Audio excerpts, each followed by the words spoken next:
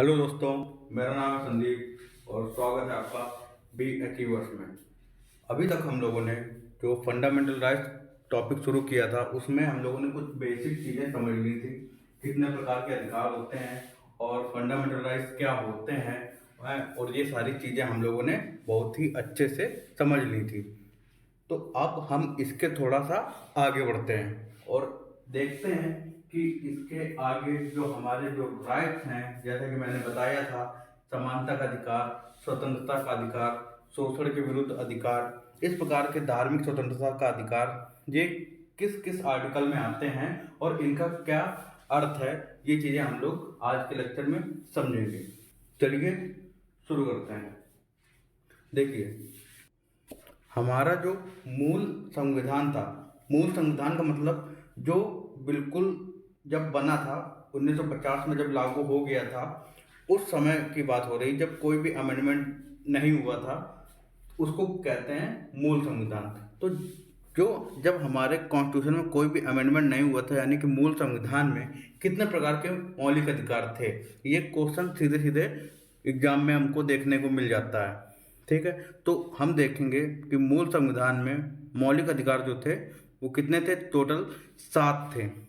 ठीक है, लेकिन 44th संविधान संशोधन 1978 में संपत्ति का अधिकार को मौलिक अधिकार से हटा दिया गया। इसका मतलब 44वां जो संविधान संशोधन हुआ हमारा, मतलब पहला, दूसरा, तीसरा, जो ऐसे ऐसे करते करते जो हमारे संविधान में जो संशोधन होते हैं, संशोधन का मतलब है जैसे कुछ बदलाव होता है, कुछ हमें नई चीज़ जोड़नी है या पुरानी चीज़ जो है वो हमें हटानी है, कुछ नई चीज़ ऐड करनी है, उसको बोलते हैं संशोधन। ठीक है, तो हमारे संविधान के मौलिक अधिकार में 44वां संविधान संशोधन 1978 करके संपत्ति के अधिकार को मौलिक अधिकार से हटा दिया गया है। ठीक, उसके बाद इसका ये जो संपत्ति का अधिकार मूल अधिकार फिर रह नहीं गया, तो हमारा जो article 19 clause 1 sub clause F था और आर्टिकल 31 था, ये संपत्ति से रिलेटेड था। ठीक है, तो जब संपत्ति के अधिकार को मूल मौलिक अधिकार से हमारे हटा दिया गया है, तो article 19 clause 1 sub clause F और आर्टिकल 31, ये चीज़ हमारे लिए अब वहाँ से हट गई है। ठीक, इसलिए तो ये जो संपत्ति का अधिकार है, इसको आर्टिकल 300 ए में डाल दिया गया है और संविधान के भाग 12 में डाल दिया गया है। अब यही इसमें दिया हो, किसी भी व्यक्ति को विधि के प्राधिकार के बिना संपत्ति से वंचित नहीं किया जा सकता। मतलब विधि के तहत चला गया है, यानी कि अब जो हमारा जो जो संपत्ति का अधिकार है वो एक कानूनी अधिकार बन गया है। अब हमको उसको कानून के तहत ही हमारा उस पर अधिकार है कि हम उस पर कानूनी कार्रवाई के तहत उस पर अपना अधिकार कर सकते हैं। ठीक, अब इसके आगे चलते हैं। 86वां संविधान संशोधन यानी 86th कॉन्स्टिट्यूशन अमेंडमेंट 2002 में किया गया, जिसमें कि आर्टिकल 21 ए जोड़ा गया। देखिए, 21 आर्टिकल 21 तो पहले से ही था, लेकिन 21 ए जोड़ा गया। शिक्षा का जो है अधिकार बना दिया कि शिक्षा जो है हमारा एक अधिकार है, तो 21 ए के तहत शिक्षा का अधिकार जोड़ दिया गया। अब आप ये सोचेंगे कि भाई, जो हमारा एक अधिकार तो हटा दिया गया, संपत्ति का अधिकार, लेकिन एक अधिकार जोड़ दिया गया, यानी कि जो हमारे अधिकार थे वो तो साथ के साथ बने रहे ना। तो ऐसा नहीं है, आर्टिकल 21 ए को जोड़ा गया है। देखिए, वर्तमान में मूल अधिकार हमारे 6 ही हैं। आर्टिकल 21 ए को स्वतंत्रता के अधिकार में के तहत जोड़ दिया गया। यहाँ पे आप लोग देख रहे होंगे, स्वतंत्रता के अधिकार में जोड़ दिया गया है। देखिए, जैसे कि सबसे पहला अधिकार हमारा आता है समानता का अधिकार, जो कि है आर्टिकल 14 से लेके आर्टिकल 18 तक। आर्टिकल 14, 15, 16, 17, 18, ये चीज़ें हम आगे समझेंगे। आर्टिकल 14 से लेके आर्टिकल 18 तक हमारा आता है समानता का अधिकार। उसके बाद आता है हमारा स्वतंत्रता का अधिकार, जिसके अंतर्गत आर्टिकल 19, 20, 21 ए और 22 आते हैं। उसके आगे अगर हम देखें तो शोषण के विरुद्ध अधिकार। शोषण के विरुद्ध अधिकार मतलब किसी किसी के साथ कोई जबरदस्ती कोई काम कराया जा रहा है, ठीक है, किसी किसी के साथ कुछ गलत व्यवहार किया जा रहा है, गलत काम करवाया जा रहा है, मजदूरों के साथ वो शोषण हो रहा है, उनको पैसे या मजदूरी नहीं दी जा रही, तो इस प्रकार चीजें जो हो रही हमारे शोषण हो गई। तो शोषण के विरुद्ध अधिकार भी है आर्टिकल 23 और 24 के अंतर्गत। ठीक है, उसके बाद हमारा आता है धार्मिक स्वतंत्रता का अधिकार। धार्मिक स्वतंत्रता के अधिकार में आर्टिकल 25 से लेके आर्टिकल 28 तक, आर्टिकल 25, 26, 27, 28 ये चीजें आती हैं हमारी धार्मिक स्वतंत्रता के अधिकार के अंतर्गत। मतलब हमें अपने धर्म को, किसी भी धर्म को मानने का अधिकार है, किसी भी धर्म के की तरह जो है हमें आचरण करने का अधिकार है। ठीक है, इस तरह की चीजें आ गई आपकी धार्मिक स्वतंत्रता के अधिकार में। उसके बाद हमारा आता है सांस्कृतिक और शैक्षिक अधिकार, आर्टिकल 29 और 30। ये भी बहुत इंपॉर्टेंट है, ये डायरेक्ट यहाँ से क्वेश्चन आ जाते हैं, क्योंकि ये जो आर्टिकल हैं आर्टिकल 29 और 30 ये मुख्यतः जो है अल्पसंख्यक लोगों के लिए हैं। हम देखेंगे अल्पसंख्यक क्या होते हैं और इन आर्टिकल में क्या ऐसा दिया गया है, ये हम चीज़ें आगे के क्लास में पढ़ेंगे। ठीक है, उसके बाद हमारा आता है संवैधानिक उपचारों का अधिकार। Very very very very very important. अगर हम कहें कि जो सारे अधिकार हैं, अगर वो अधिकार बन पाए हैं तो वो सिर्फ इस आर्टिकल की वजह से, आर्टिकल 32 की वजह से, संवैधानिक उपचारों का अधिकार। ठीक, ये क्या है ये भी हम आगे समझेंगे, इसमें क्या क्या चीजें दी गई हैं। अब आपने देखा कि हमारे जो अधिकार हैं, कल के लेक्चर में हमने बात की थी कि जो हमारे जो मूल अधिकार हैं वो शुरू होते हैं आर्टिकल 12 से लेके आर्टिकल 35 तक, लेकिन हम लोगों ने यहाँ शुरुआत की है आर्टिकल 14 से और ख़त्म हो गई है आर्टिकल 32 में। लेकिन जो 12, 13 है और जो 33, 34 और 35 हैं, इनके बारे में क्या है, इनके बारे में हम आगे बात करेंगे। सबसे पहले हम लोग बात करते हैं आर्टिकल 12 के बारे में और फिर बात करते हैं आर्टिकल 13 के बारे में। इन दोनों चीज़ों को हम अच्छे से समझेंगे। ठीक है, उसके बाद हम आगे के लेक्चर में समानता के अधिकार से अपनी क्लास शुरू करेंगे। लेकिन जो हमारे आर्टिकल 12 है और आर्टिकल 13 है, इनको समझना बहुत ही जरूरी है। तो चलिए शुरू करते हैं। आर्टिकल 12 में दिया हुआ है राज्य की परिभाषा।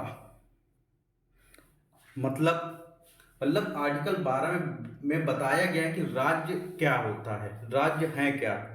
ठीक है, क्योंकि आगे जो हमारे आर्टिकल हैं उसमें हर जगह राज्य वर्ड आया है, तो राज्य होता क्या है ये आर्टिकल 12 में बताया गया है। ये बहुत ही इंपॉर्टेंट चीज़ है, क्योंकि आगे राज्य शब्द का इस्तेमाल कई जगह हुआ है। तो राज्य होता क्या है, किसको राज्य माना गया, किसको नहीं माना गया, ये आर्टिकल 12 में बताया गया। तो ये भी एक इम्पॉर्टेंट आर्टिकल आपके लिए है।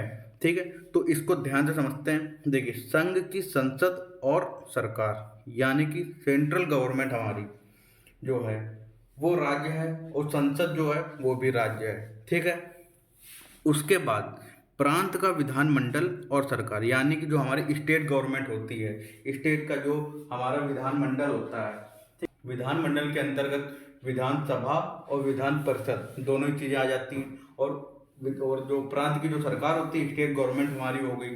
ठीक, तो ये भी राज्य के अंतर्गत आते हैं। ठीक है, उसके बाद स्थानीय संस्थाएं, पंचायत और नगर पालिका। जो हमारे जो गांव में जो चीज़ें होती हैं या छोटे शहरों में ऐसी पंचायत और नगर पालिका जैसी संस्थाएं भी हैं, जो कि एक स्थानीय संस्थाएं होती हैं। सरकार का जो बिल्कुल सबसे छोटा रूप एक तरीके से मान लें, जो पंचायत और नगर पालिका और ये नगर निगम होते हैं। तो नगर निगम तो बड़े शहरों में हो जाता है, लेकिन जो पंचायत नगर पालिकाएं ये सब हमारी जो हैं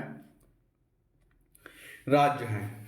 उसके बाद कोई भी व्यक्ति, संस्था जो सरकार की शक्ति का प्रयोग करता है वह क्या है, वह राज्य है। ठीक है, कोई भी व्यक्ति या संस्था मतलब जो सरकार की जो शक्ति है, यानी कि सरकारी नौकरी आप एक तरीके से कह रहे हो, जो एक बड़े बड़े पद पे जो होते हैं लोग या जो सरकारी नौकरी पे हैं, वो लोग भी राज्य के अंतर्गत माने जाएंगे। ठीक है, ये आप राज्य क्या होता है ये आपको समझ में आ गया होगा। इसकी जो इस लेक्चर की जो PDF है ये आपको टेलीग्राम चैनल में मिल जाएगी। लिंक मैं कमेंट बॉक्स में कमेंट में आके मैं उसको पिन कर दूंगा, तो वहाँ से आप टेलीग्राम से डाउनलोड कर लीजिएगा इसको। PDF को इसकी। उसके बाद आगे बढ़ते हैं आर्टिकल 13 की तरफ। आर्टिकल 13 बहुत ही इम्पोर्टेंट है, इसको आपको अच्छे से समझना है, ध्यान से समझना है, इसका क्या मतलब है, ठीक है। नहीं तो अगर आप ध्यान से नहीं समझेंगे, ऊपर से बातें निकल जाएंगी और कुछ समझ में नहीं आएगा और फिर इधर उधर से फिर से दोबारा से मेहनत करनी पड़ेगी। इसलिए एक तरफ से एक बार सिर्फ मेहनत करिए और हमेशा के लिए उसको समझ के रखिए। बहुत ही आसान भाषा में इसको हम समझेंगे, बस आपको ध्यान से इसको सुनना है। देखिए आर्टिकल 13 क्लॉज 1 ये क्या कहता है। आर्टिकल 13 क्लॉज 1 कहता है संविधान के लागू होने से पहले की अगर ऐसी कोई विधि है जो हमारे जो फंडामेंटल राइट्स हैं, मौलिक अधिकार हैं, उनको कम या समाप्त करती है, ठीक है। अगर संविधान के लागू होने से पहले की अगर संविधान के लागू होने से पहले की कोई भी ऐसी विधि या कानून है जो मौलिक अधिकारों को कम या समाप्त करता है, ठीक है। संविधान लागू होने के पहले की ऐसी कोई विधि या कानून है जो हमारे मूल अधिकारों को, हमारे फंडामेंटल राइट्स को कम करता है, यानी कि उनकी वैल्यू जो उनकी जो वो मौलिकता है, उनकी मौलिकता को कम करता है या फिर समाप्त करता है, तो वह उल्लंघन की सीमा तक शून्य होगा। इसका क्या मतलब है, एक बार फिर से देखते हैं।